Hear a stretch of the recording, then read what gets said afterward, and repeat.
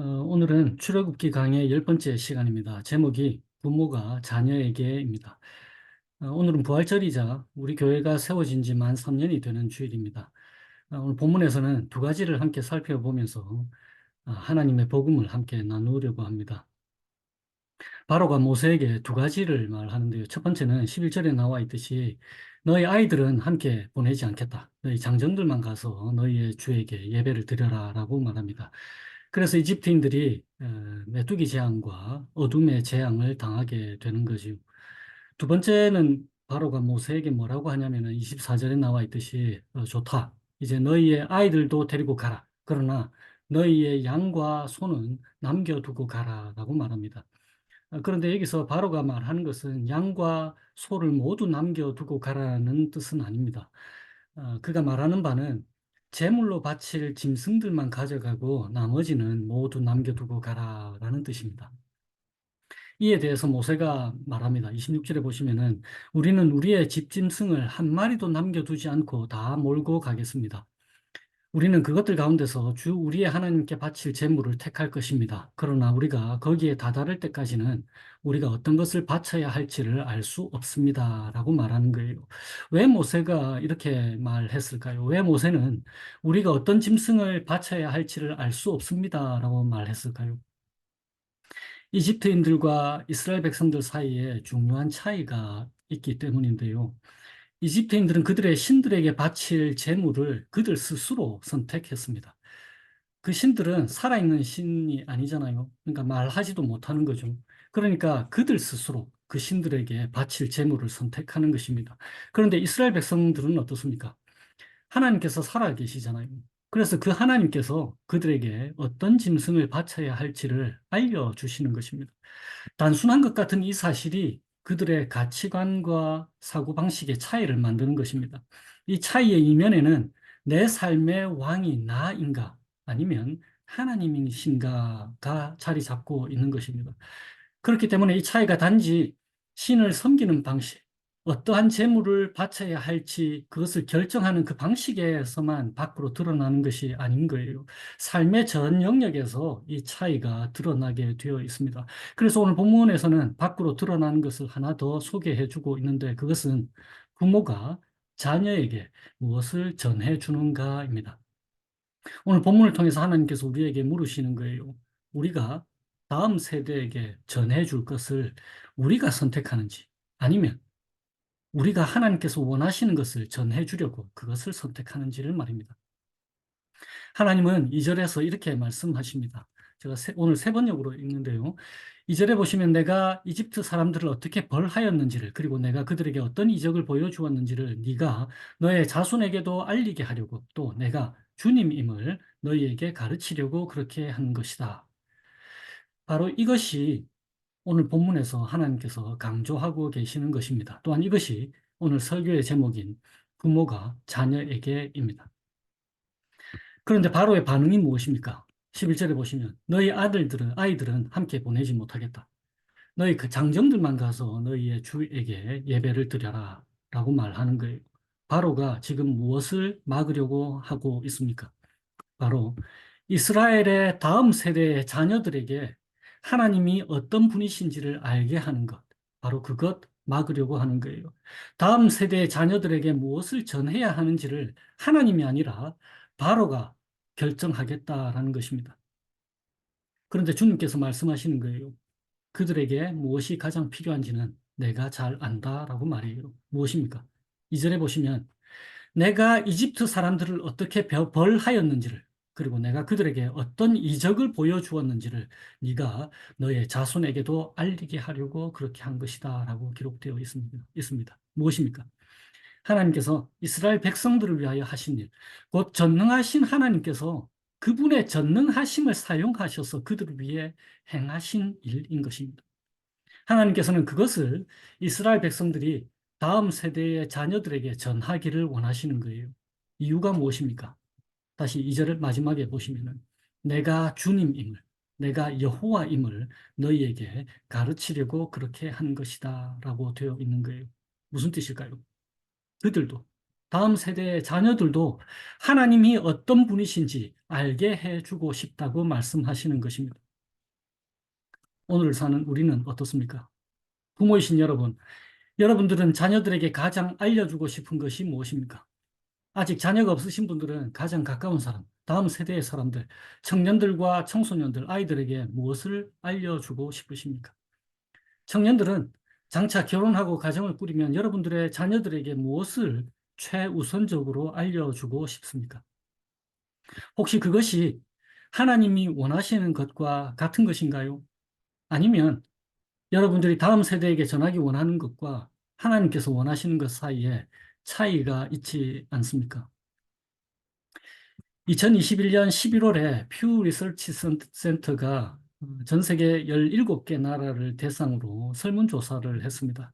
질문을 무엇으로 했냐면, 무엇이 삶을 의미 있게 만듭니까? 무엇이 삶을 의미 있게 만듭니까? 였어요. 우리나라 사람들은 무엇을 최고로 생각했을까요? 1위가 물질적 행복이었습니다. 19%의 사람들이 물질적 행복을 최고로 뽑았어요. 물질적 행복이 삶을 의미 있게 만든다라고 선택을 했습니다. 그것에 이어서 17%가 건강, 그리고 16%가 가족을 선택했습니다. 놀랍게도 종교나 믿음, 이런 것들을 선택한 사람의 비율이 고작 전체 1%밖에 되지 않았습니다. 세상에서 부모들은 자녀들에게 부동산 물려주고 재산 물려주고 권력, 그리고 앞으로 유망한 직종 등등 이 땅에서 안정적으로 살 수 있게 해주는 것들을 물려주기 위해서 최선을 다하는 것 같아요.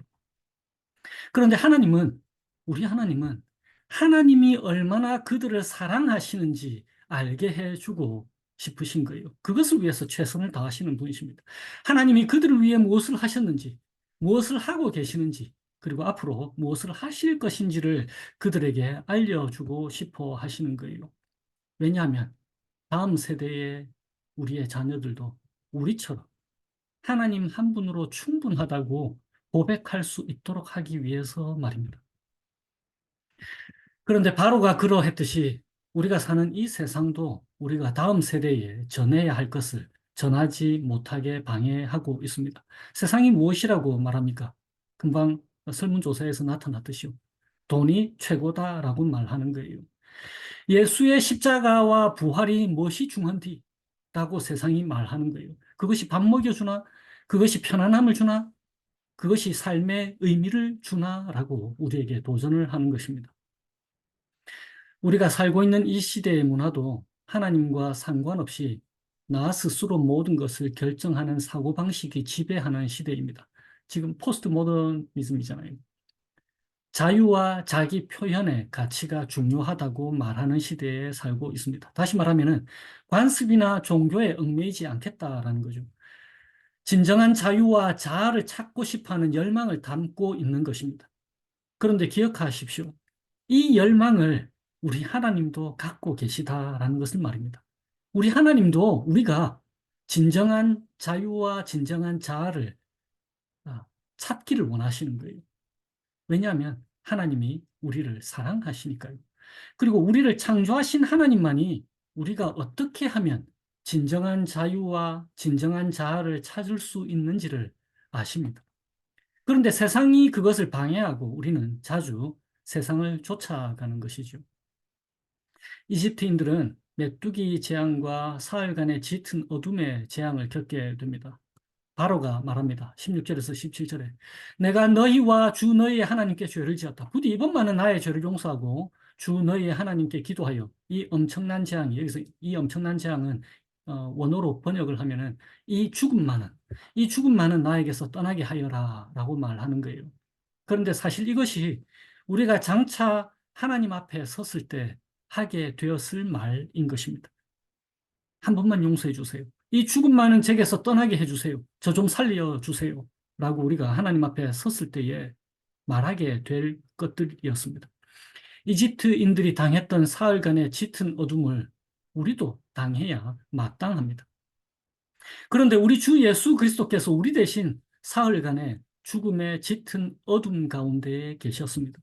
그래서 23절에서 하나님께서 짙은 어둠으로부터 이스라엘 백성들을 구별하셔서 이스라엘 자손들이 사는 곳에는 어디에나 빛이 있게 하신 것처럼 우리에게 생명의 빛을 주신 거예요. 죽음의 짙은 어둠 대신에 생명의 빛을 주신 것입니다. 우리 대신 죽으셔서 우리에게 사망이 없게 하시고 우리를 위해서 부활하심으로 산 소망을 주신 것이라는 뜻입니다. 짙은 어둠의 재앙이 이집트 백성들에게 차별 없이 내려진 것처럼 생명의 빛도 차별이 없이 이스라엘 백성들에게 내려졌습니다. 왜냐하면 생명의 빛이 우리에게 주어진 이유가 우리가 무엇을 해냈느냐에 달려 있지 않기 때문입니다. 오히려 그것은 하나님이 우리를 위해서 무엇을 하셨느냐에 달려 있기 때문인 거예요. 400년간 어둠 가운데 이집트의 노예 생활을 했던 이스라엘 백성들을 구해내시면서 빛을 주신 하나님께서 우리를 죄와 사망의 어둠 가운데서 건져내셔서 생명의 빛을 주신 것입니다. 이집트인들은 그들의 신들을 위해 어떤 제물을 바칠지를 그들 스스로 선택하고 결정해서 바쳤단 말이에요. 그런데 이스라엘 백성들은 다릅니다. 하나님께서 그들이 바칠 제물을 결정하시는 거예요. 누구를 위해서? 그들 자신을 위해서, 그리고 하나님을 위해서 말입니다. 왜 그럴까요? 그들이 깨트린 하나님과 그들의 좋은 관계를 회복시킬 수 있는 재물은 하나님만이 아시고 또한 하나님만이 제공해 주실 수 있기 때문입니다. 우리로 하여금 누구를 보게 하십니까? 바로 우리 주 예수 그리스도를 보게 하는 거예요. 우리 주 예수 그리스도께서 우리를 위한 유일한 재물, 완전한 재물이 되시는 것입니다. 왜 예수님이 죽으셔야 했습니까? 우리 인간이 그만큼 소중하다는 거예요. 하나님이신 예수 그리스도께서 직접 자신의 목숨값을 지불하셔야 할 만큼 우리 인간이 소중한 존재라는 거예요. 하나님은 그만큼이나 고귀하게 우리 인간을 창조하셨고 우리를 위해 죽으실 만큼 우리를 사랑하시는 분이십니다. 그렇게 우리를 위해 죽으시고 우리를 둘러싼 어둠의 권세, 사망의 권세를 이기셨다는 그 사실을 사흘 만에 부활하심으로 우리에게 증명하시는 거예요. 주님께서 친히 우리에게 생명의 빛이 되시는 것입니다. 그러므로 우리가 예수 그리스도를 우리 눈으로 보게 하시면서 우리로 하여금 다음 세대, 우리의 자녀들에게 전해줘야 할 최고의 표징이 뭐라고 하나님께서 우리에게 말씀하시는 것입니까? 바로 예수 그리스도의 죽으심과 부활인 것입니다. 그리고 참된 자유와 참된 자아를 찾으려고 하는 이 시대의 사람들에게 오직 그리스도 예수 안에서만 그것들을 발견할 수 있다고 하나님이 말씀하시는 거예요. 이것이 우리가 부활절을 온 가족이 다 함께 기념하는 이유인 것입니다. 이 복음 안에서 한 주를 하나님과 동행하며 살아가시기를 주님의 이름으로 축원드립니다.